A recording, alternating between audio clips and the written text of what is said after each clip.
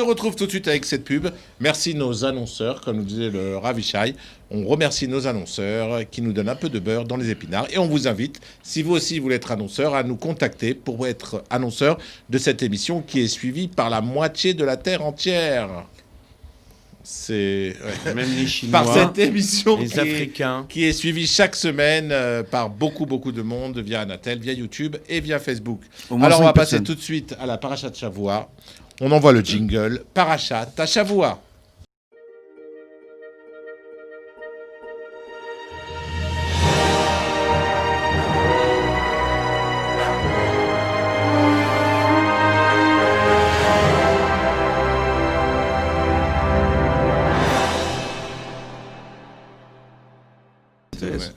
Vas-y, continue. On se retrouve tout de suite pour notre rubrique Parachat Shavua et la question du jour. Quel paracha cette semaine? Alors, on va laisser Corinne répondre. Corinne, la paracha de la semaine? Matot. Massé? Non, Matot, Massé, il y en a deux en fait. Massé. Massé, Matot. Non, Matot, Massé. Massé. Matot, Massé, Varim. Non, trois parachiotes. Non, on enregistre deux émissions. On va parler de deux semaines différentes. Voilà, celui-là. Donc il y a Matot, Massé après Dvarim. On le voit pas. On le voit pas à l'antenne. Non mais faut pas dire. Non, c'est très bon. Alors bien, on reprend. Non. Alors Matot, Massé. C'est très bon. Alors Matot, Massé. Quelqu'un veut dire un petit mot sur la paracha de Matot, Massé? Oui. Franck, il est bon. Franck. Voilà. Franck, il est bon en halakha. Et Stéphane aussi. Stéphane a pris ses notes. Donc, moi, je voudrais parler de Matot parce que c'est un sujet qui est très intéressant. On parle des Neder. C'est ça, Rav? Oh oui, c'est bien ça. Et je pense que c'est un sujet qui est très. Tu peux traduire important. le micro, Franck, on t'entend pas. Non, parce qu'il dit depuis tout à l'heure. Voilà, Franck, on t'entend pas. Alors les je pense Neder, que c'est un tu peux traduire les Neder? Les Neder, c'est faire un vœu. D'accord. Et je pense qu'il faut déterminer c'est quoi un Neder. Et comme je t'avais dit au début de l'émission, c'est le pouvoir de la parole. Et d'abord, un Neder, c'est quoi?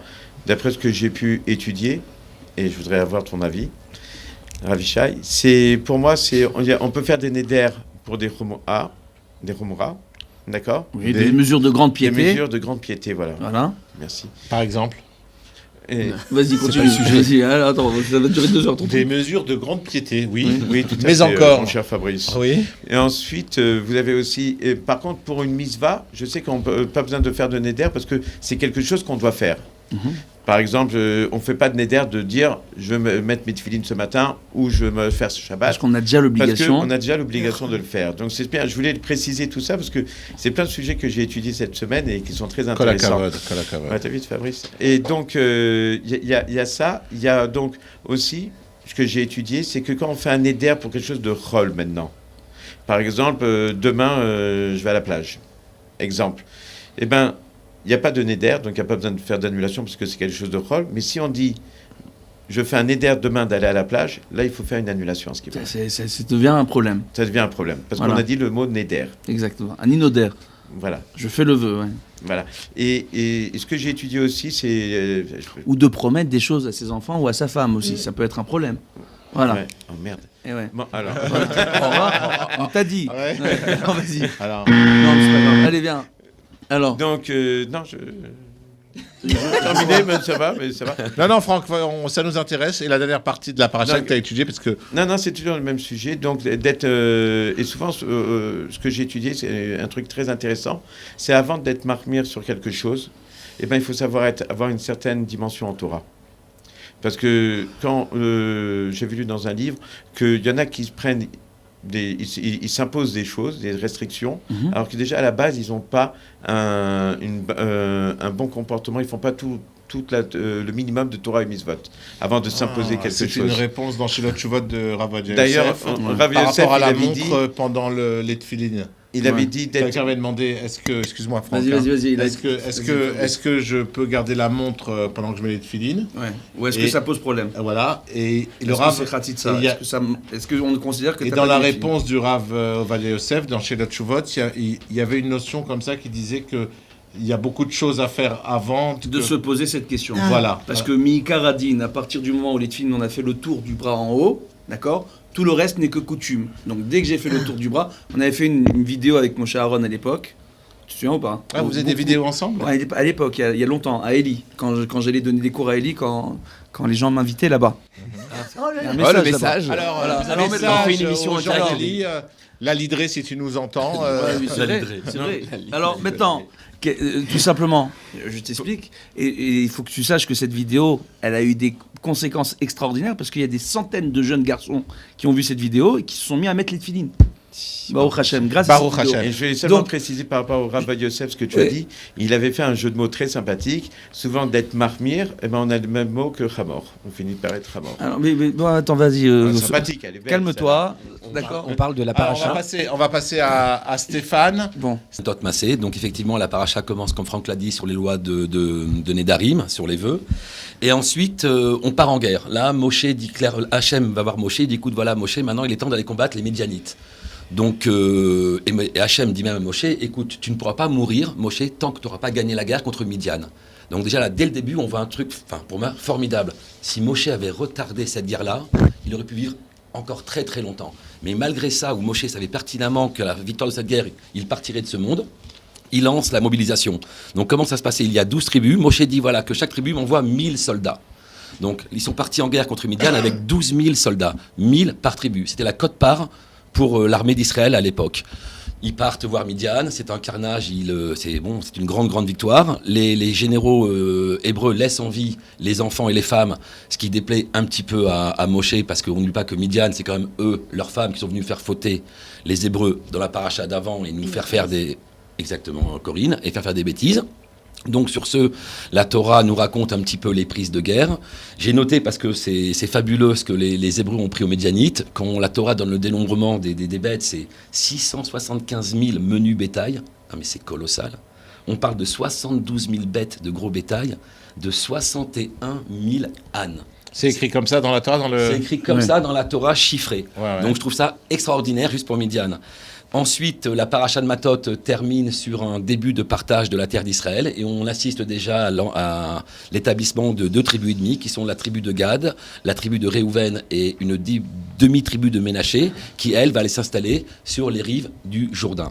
Et ainsi termine Matot et maintenant on rentre dans Massé. Une région qu'on appelle comment? Birkat Hayarden. Bon, c'est pas grave, vas-y, on continue. Birkat Hayarden. Non, la région du Gilad. On continue. Gilad. La région du Gilad. Bien sûr, on le savait. Alors, on continue. Ezrat Hashem. Ok, on continue sur Massé. Non, c'est bien. Non, mais ils ont plein de pages en plus. Et t'as vu, tu leur as fait faire des devoirs. Ils ont tous des ouais, fiches sur la page. Avec Corinne, on révise. Razak, les enfants. Alors, on continue. Je t'affirme sur les révisions. Ouais. On devrait l'appeler l'émission Les enfants de la Torah, tu vois. Non. Alors, Non, vas-y, on y va. Après les enfants de la télé. T'as compris. J'ai adoré. Massé. Alors, Massé. Alors, Corinne, Massé, sans faire de mauvais jeu de mots, Massé, c'est un petit guide du routard. Parce qu'en fait, la Torah va énumérer toutes les villes que les Hébreux ont traversées tout le temps.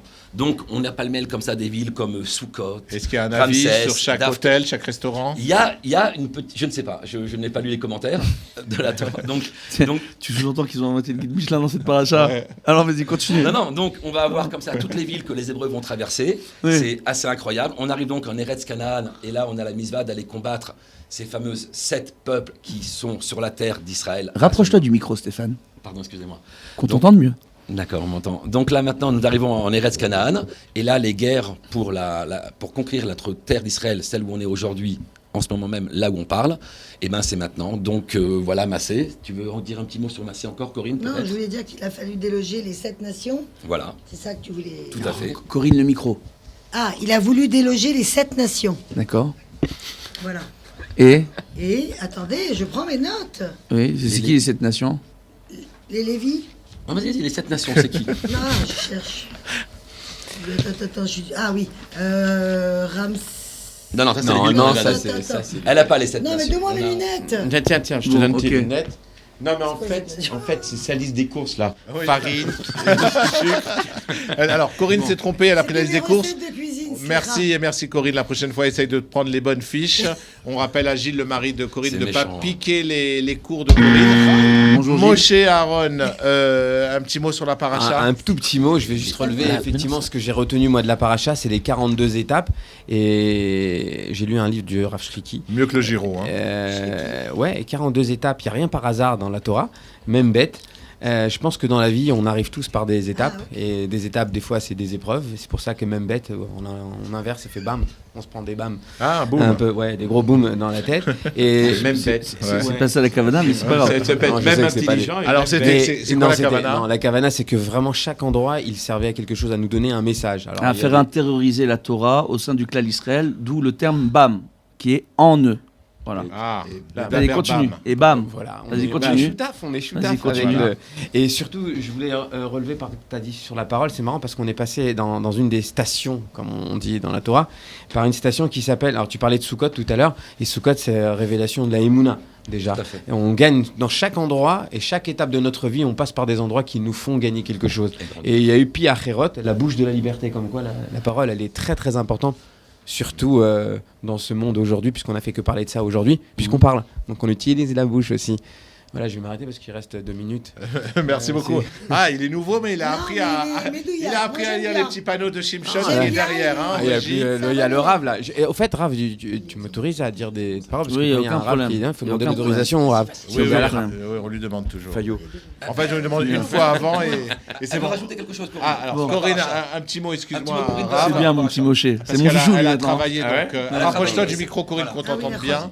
Non, je disais que les Lévis, je voulais dire que les Lévis ne reçoivent aucune part de territoire car ils devaient servir le temple. Ok, tu connais des Lévis, tu veux une réclamation pour eux? Et pour les Oui, alors j'ai Patrick Lévy, mon cousin, qui n'a rien reçu du tout. Merci beaucoup, Corinne. Alors, merci beaucoup. Ravishai, oui. C'est à vous, Parachot Matot Massé, très très belle paracha. Vous avez dit l'essentiel, Baruch Hashem, je suis très fier de vous, vous avez bien travaillé, vous avez bien fait vos devoirs, que la kavod. Bon. Et pour conclure Pour conclure, on va essayer de faire très simple. Au niveau des Neder, c'est un des enseignements principaux de ces 2 parachiotes, d'accord, la dimension même du Neder, ok, de prendre des engagements et de savoir comment on prend ces engagements-là. Voilà, on a perdu tout le plateau. Alors attends, on a perdu tout le plateau. Le plateau complet. En régie, ils sont morts de rire. Alors Corinne, excuse-moi, on est à l'antenne, on est en direct. Est-ce que tu peux... On n'est pas en direct. Arrête de dire qu'on est en direct. On est en différé. On est en différé. Est-ce que tu peux, s'il te plaît, Corinne, ne pas parler des baskets de notre réalisateur on voit pas Nathan Azoulay. Dans son coin, mais chez Ked. Moi, Ok. j'ai trouvé que ces baskets étaient jolies. D'accord. Ah, Donc, on donc enverra on parle une de la photo paracha. des baskets de Nathan. Merci. Bon, alors, c'est à vous. Bezrat, bon, on va continuer. Parmi les étapes, ils avaient besoin de bonnes baskets comme celle qu'a Nathan. Donc c'est important de parler des baskets de Nathan. Bref, plus sérieusement, ok. On voit en réalité. Elles sont pas belles. Arrêtez. on voit en réalité, Bezrat Hashem, que bon, il y a cette notion de Neder, il y a les différentes étapes dans le désert. On voit que pendant 40 ans, les Bnei Israël, à travers leurs 42 étapes, ils ont tourné en rond. Ils ont tourné en rond. Et ils sont revenus à certains endroits qui étaient exactement les mêmes. On leur donne des noms différents. C'est extraordinaire. L'embrouille. D'accord ? Il n'y a pas d'embrouille. En réalité, on voit que les noms ont été choisis par rapport au travail qu'ils devaient faire à ce moment-là, en devant écouter les enseignements de Moshe Rabbeinu. On rapporte que dans la Torah qu'il y a 48 façons d'acquérir la Torah. On en parle dans Pirkei Avot. D'accord ? Durant la période du Homer, entre Pessah et Shavuot, chaque jour, on doit chercher à acquérir la Torah sous un angle différent.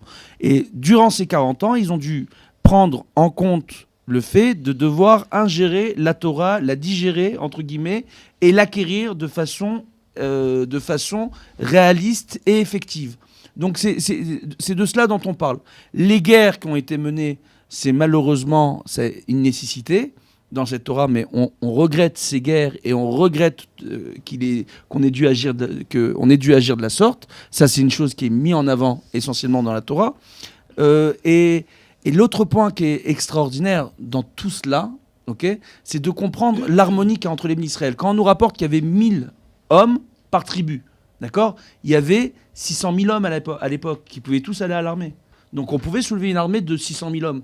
Pour quelle raison on soulevait une armée que de 12 000 hommes ? Pour que la majeure partie des hommes s'adonnent à l'étude de la Torah et à la prière pour protéger les 12 000 soldats qui sortaient au combat. Et grâce à cela, lorsque vous voyez que l'ensemble des Bnei Israël s'adonnaient à la Torah et étudiaient la Torah, les 12 000 soldats, qui étaient une minorité par rapport au klal, réussissaient à l'armée. Ils réussissaient dans toutes leurs entreprises, dans leurs batailles, etc. Et c'est ainsi que Moshe Rabbeinu nous a enseigné le fait de devoir sortir en guerre. Maintenant, on doit à tout prix éviter de sortir en guerre, c'est uniquement quand on n'a pas le choix. Maintenant, Bezrat Hashem, que Dieu fasse qu'il y ait la paix dans l'humanité, qu'on n'ait pas besoin de sortir en guerre, qu'on s'adonne tous à l'étude de la Torah, comme ça la Géoula, elle viendra un peu plus vite, et il y aura la paix universelle. Amen, Kenny Ratson. Amen. Alors, on passe tout de suite. Moi, je trouve qu'elles sont belles, vos lunettes. Tu les veux, celles-là ?